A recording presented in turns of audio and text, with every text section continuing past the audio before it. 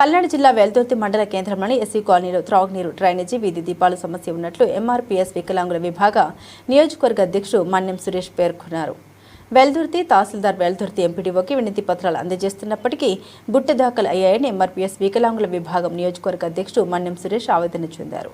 కాల్వల్లో పేరుకుపోయిన చెత్త చెదారాన్ని తొలగించి మెరుగుపరచాలని, రాత్రి వేళలో పురుగు, పుట్ట, విష సర్పాల బారిన పడకుండా వీధి దీపాలు ఏర్పాటు చేయాలని, ఇటీవల ఏర్పాటు చేసిన వీధి దీపాలు మరమ్మతులకు గురయ్యాయని, వేసవిలో త్రాగునీరు సమస్య ఏర్పడిందని ఎంఆర్పీఎస్ వికలాంగుల విభాగ నియోజకవర్గ అధ్యక్షుడు మన్నెం సురేష్ ఆవేదన వ్యక్తం చేశారు.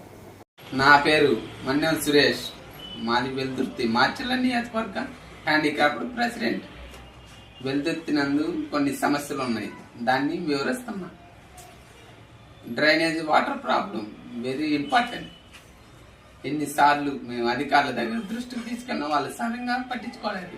కావున జిల్లా యంత్రాంగం, కలెక్టర్ గారు కానీ, ఎంపీడీఓ, తహసీల్దారు వచ్చి మా సమస్యని పరిష్కరించవలసిందిగా మేము విజ్ఞప్తి చేస్తున్నాం. హ్యాండిక్రాఫ్ట్ ప్రెసిడెంట్ నా దగ్గర నుంచి.